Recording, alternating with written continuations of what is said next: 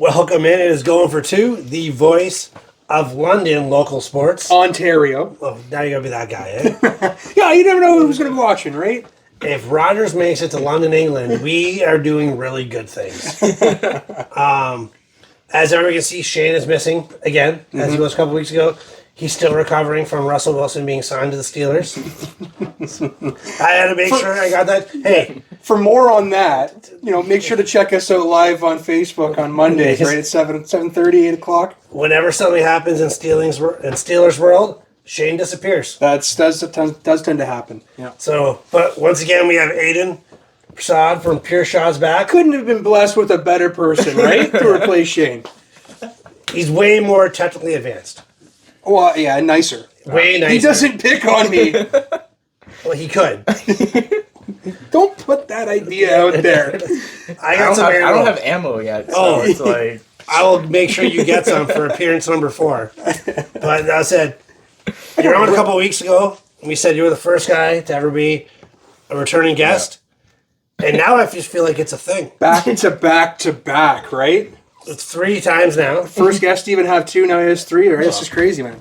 And, well, it's mostly because he blew up, and we're still here. We're piggybacking is what you're telling me? Is that what we're doing? Okay. I am saying it nicer than that, so he doesn't know that we're just piggybacking off his success. If you could drag your coattails next time for Shane when you walk, or Chad when you walk out the doors. Yeah, I'll jump all over. Hey, man, guy was in Vegas a few months ago. He just got off a plane from Orlando. And I forgot to ask you, 18 in Vegas. Like, what is that like? It's the most pointless thing ever. It's not like 18 in Montreal, is it? Not at all.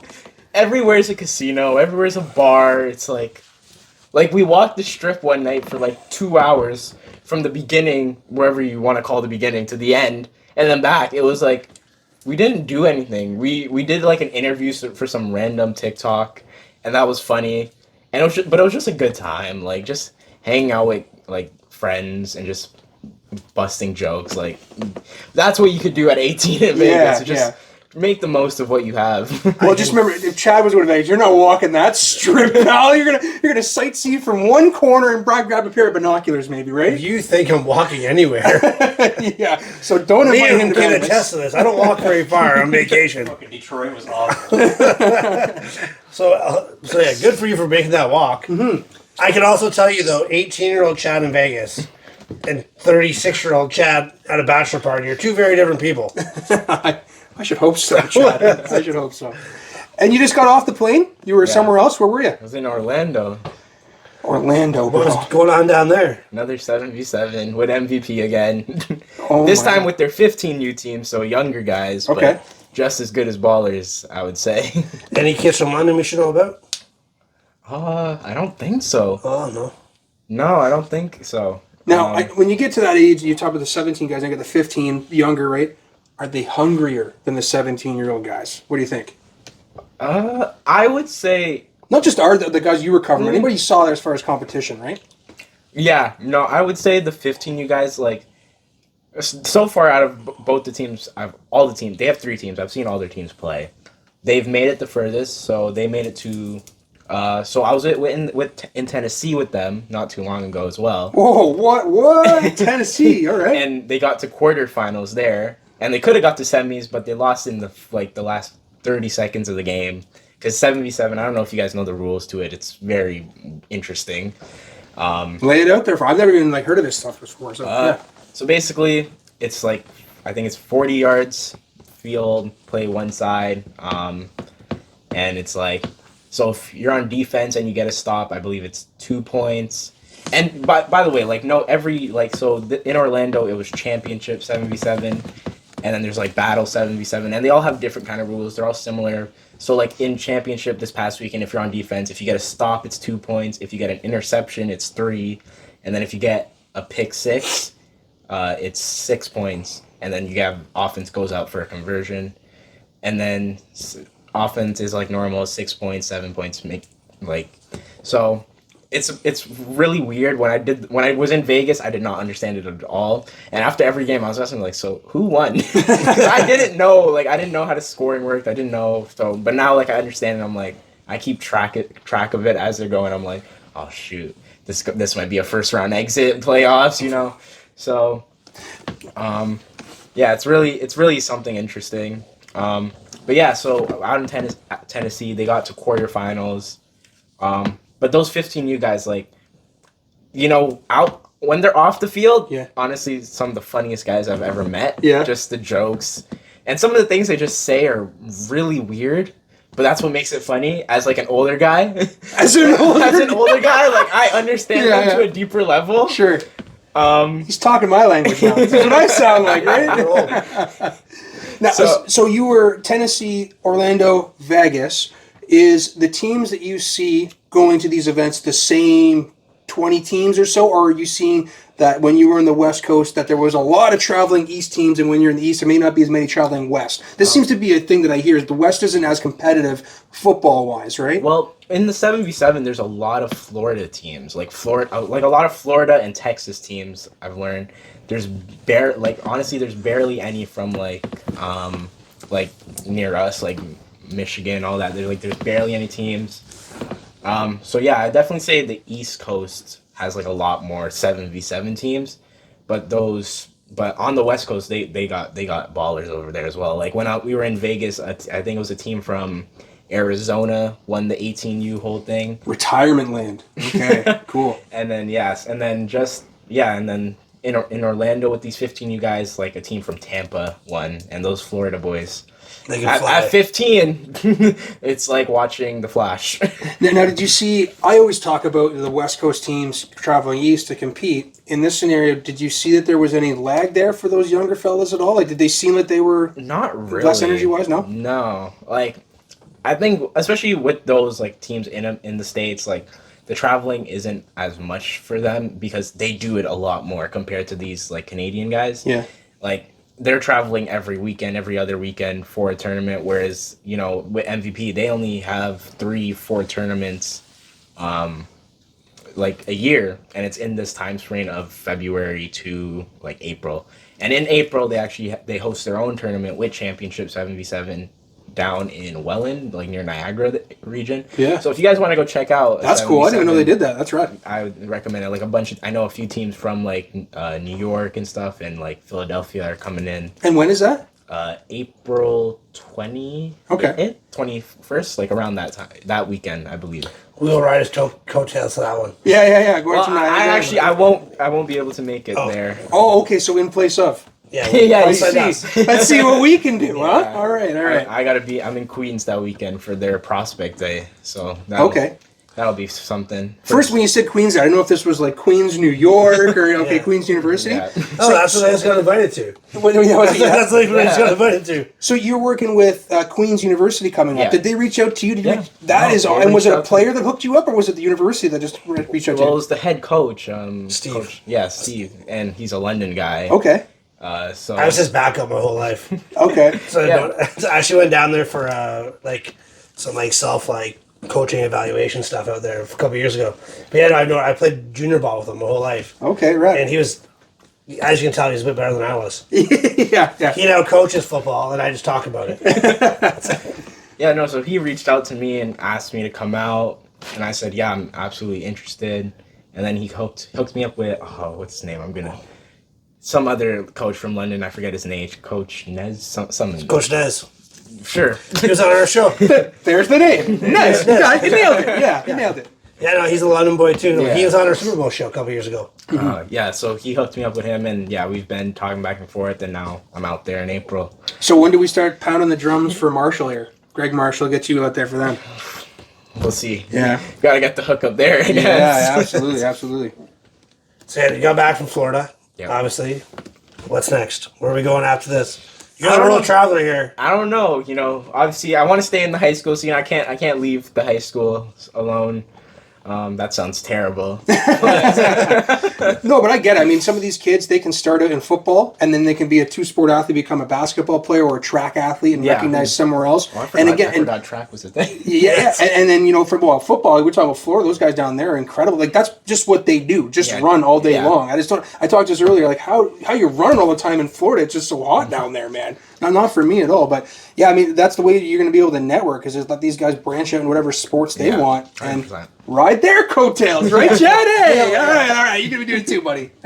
Yeah, no, but with, like high school, they got like soccer season, baseball season coming up. So probably have a few things going on there. And then also just stuff outside of like the high school region. Like I'm trying to get into more some AAU, like summer basketball. So working with the London team, Strive Hoops, one of the best teams in London, I'd say. One of the best programs in London. So to any young ballers, if you want a good team to try out for when they have tryouts, Strive Hoops, one of the best programs. I'll shout out Coach H, one of the best guys I ever met. He gave me an opportunity when I didn't have one, like especially last year in summer. He gave me a few shoots to have and get the experience and stuff. And that's when I was just doing pictures. But that was like a very cool experience. So I'm working with them again. And then hopefully I'm traveling out to the States for some AAU tournaments in like Michigan and New York and stuff. So well, you know these high school kids aren't going to let you get out with your Mustang. You know that, right? Yeah, don't remind me of summer ball. That's going to be something as well. Yeah. Junior Mustangs are going to be like, you've already got all these guys all high school season. Yeah.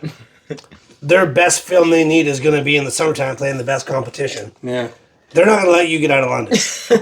I'll be in and out. I'll be in and out for a few. But when we were kids in the summer, they used to have, Gus Macker and in the 3-on-3 tournaments. Do they still do basketball tournaments outdoor like that anymore? There's a lot of violence at those. That's all we're going to say. So that's what happened there, was it? Okay. I, as a guy that worked downtown London for a long time, working the weekends on those events were a little hectic. I can imagine, yeah. I played in Gus Macker. I know no one on this team ever believes that. You stouty little power forward, you, huh? Man, I didn't get out rebounded by anybody. I bet. Kevin Garnett in his I would prime. outbox anybody. That's amazing. I know it's hard to believe, but at one point in my life, I was almost an athlete. Well, you mentioned outbox, and I think it's just because you were literally hitting low shots to people Nah, in the man, rim, look right? at the center of gravity. You ain't getting inside on me. It's amazing. Yeah, I played great defense. Couldn't score to save my life, but I could play defense. Hey, defense wins championships. No, not on the teams I played for. We did not win very many games in Gus Macker. And that's why. So, Chad, first you played, but second, it was the reason that you were on the team they lost, eh? Well, first off, anybody can play in Gus Macker. I want to make that very clear. They'll take $20 from anybody for registration, right? I was like, hey, what have you done this week? Do you want to play basketball? Sure, why not? Going for Purdue team. I got one cut left in this knee. I'm not. Speaking of knees, come on. But he's good now. Oh, okay. I got one cut left, and I'm not doing it 3-on-3 basketball. If I'm going down, it's because I'm running for my life. Now, we've had some opportunities to go to some boxing matches in the city, and like, are you looking at any of that scene? Is that something you want to get into? Well, it's actually funny you bring that up. So, my older brother, he has a friend who's a professional boxer. He's, I think, 7-0 now, 8-0, something like that. Who's this? His name's Joshua Frazier. He's Okay. out, he fights out of Brampton. Has a fight in June in Toronto, some casino in Toronto.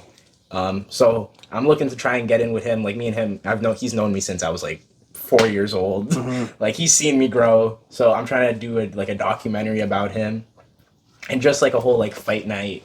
So we're trying to set that up for June. But yeah, boxing, I want to get into more like MMA stuff because like I love watching like UFC, Fight Night, all that type of stuff. So like I think it's just something else to add to my resume. I already have a very long resume of every sport I've done. That ranges from badminton to hockey to basketball. So if I can add mixed martial arts in there, it would be a great thing. Maybe we'll have to do pickleball this summer. You and I get a few shots of that, eh? Yeah. One cut in the knee left eventually. Can you just please speed the tape up though? Make that playback 1.5, please. Maybe two. Maybe two. Yeah. No one needs to how slow the two of us are. You and I are moving side to That's side. right. Yeah, brutal. Pickleball. I forgot about that one. It's a hot spot right now, isn't it? Yeah, the seniors love it. Yeah. Oh, it's right up my alley. The other idea I had was wiffle ball. Making a All I know is that if I lost a game of pickleball to like some seniors, I think I'd like retire from everything. All right, I so think I in would your just travels out there, if you can find us a pickleball competitor, we'll have to make that a match. I'm okay? sure you can find one in London. Oh yeah, they've got the courts over at Greenhouse now. They took out the indoor golfing and put it into pickleball, so that'd be pretty cool, dude. I don't know, man. So I'm saying if I lose some seniors, I'll be the guy that just goes to work and goes home.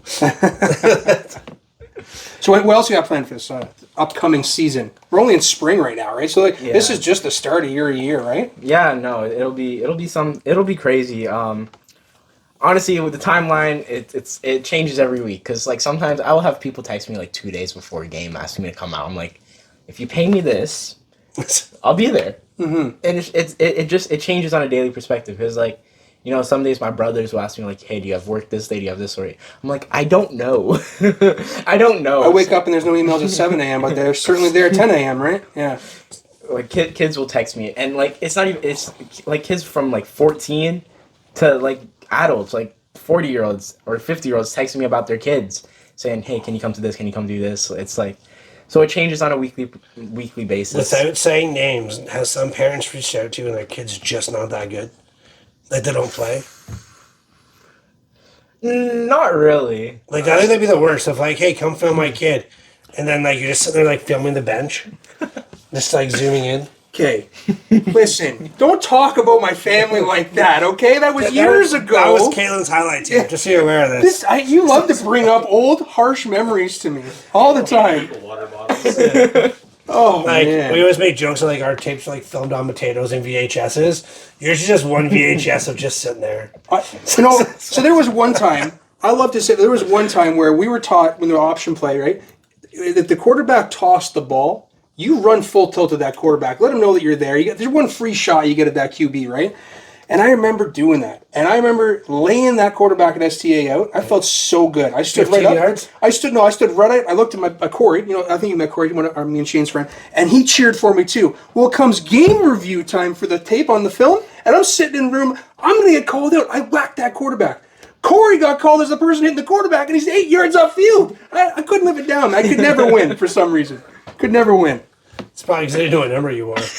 Well, I had it was the Indy jersey, they could hand it out every, you're 87 this week and you're 43 next week, right? I don't know what that's like, but all right. Well done. Do you want to know why? The secret is I played a position where I use a number code. And do you know who the most important position is on the field, besides Gerald Stevenson? The backup quarterback. You have to dress every game. Yeah, that's true. Yeah. Have to practice like you're a starter too, right? don't you? That's right. I was the best backup quarterback in London. I'll make sure everybody knows that. For sure. That's a great title to have. Yeah, man. It was a great time. So, down in Florida, in Orlando, what's your favorite thing about Orlando? Because you've been traveling everywhere now. So, like, I haven't been very much. You're a worldly person to me now. If I'm going down to Orlando, what am I doing down there? Go to Disney. Come on. If I'm going to Orlando, I'm not bringing the family with me too, Chad. I'll see you in Orlando. Well, we finished off the trip going to a Magic game, and the Magic are really good this season, so that was a really cool experience. It was my first ever NBA game. Really? Yeah. Who were they playing? Indiana? Okay. Yeah, and they lost. Orlando lost. They had like a 16-point lead at halftime. Wow. And everyone thought it was good. And then they just came out in third. It was dead. Like, they could not hit a three if their life depended on it. So did you walk out of the arena feeling bad like everybody else there, or did you just walk out feeling I could care less. That's a good feeling, isn't it? The guys on the team, like, they're all Raptors fans. They're yelling at Pascal because he got traded. Yeah. And it's like, I'm a Suns fan for all sake. I'm trying to go to Arizona to watch a game. So, you had some of those guys you mentioned that were from Arizona. The guys that are down south, you mentioned you've had some connections from people that you met. Yeah. Who's pulling you down there to maybe go and work with you down there potentially? No one in particular. I've networked with a few coaches, but like nothing is in like solid yet. Mm-hmm. But that's what I'm trying to get more into the East Coast with these AAU tournaments in the summer, just to kind of get more connections with just players itself, because those players, like especially in the States, players they'll go far if they're 4 or 5 stars. So if I make the connections now, I'm hoping when they're in the NBA, they'll bring me. Yeah, sure. Coattails, baby, coattails. That's what Tyreek Hill's guy did. That's right, yeah. He met him in the offseason. Yeah.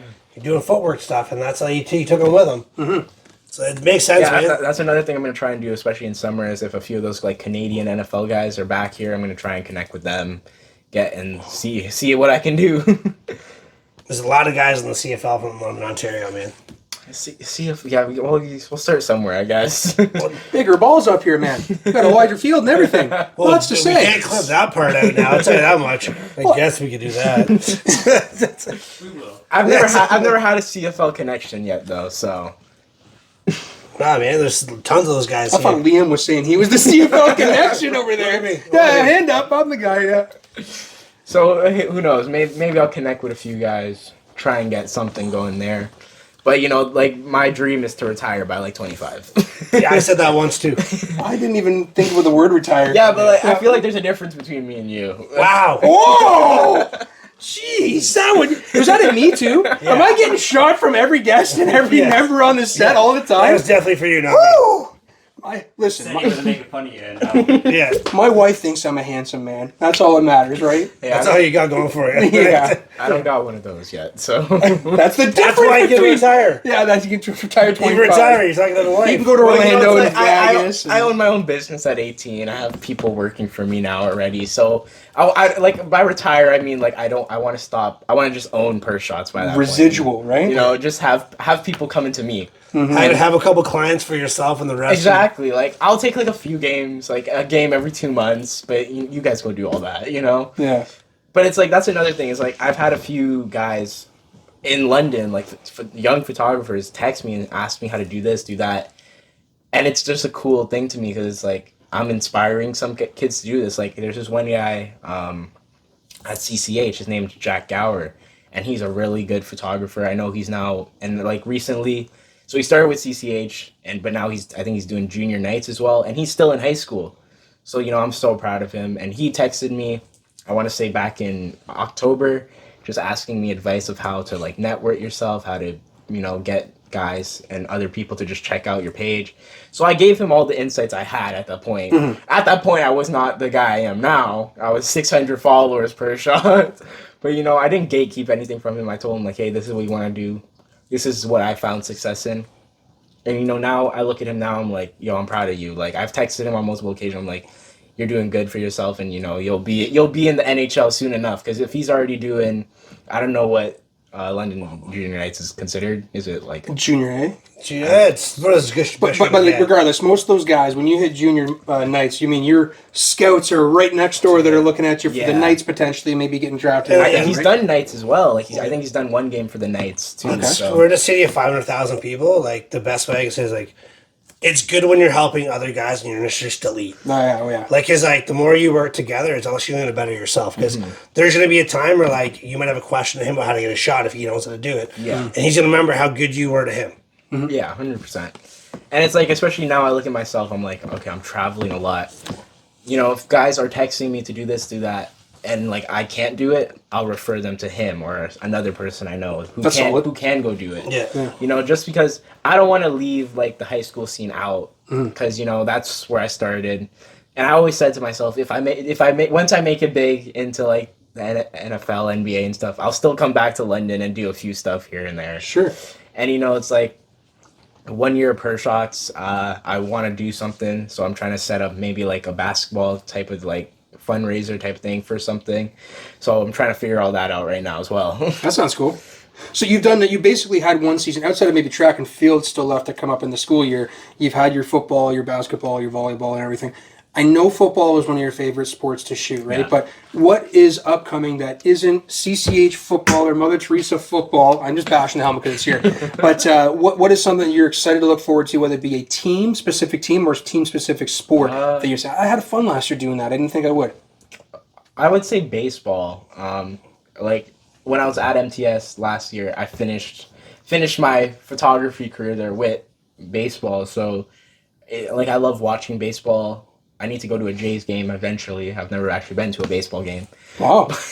But like I love just shooting baseball is fun, and just the personalities you get in baseball I think are so unique from other sports. Oh yeah. Because they can be so like fierce or also just so weird that it creates great content. Yeah, baseball guys are very weird. Oh yeah, I think like they're the most out there guys, right? Do you find baseball's easiest to shoot just so like individual play at a time, like for still shots?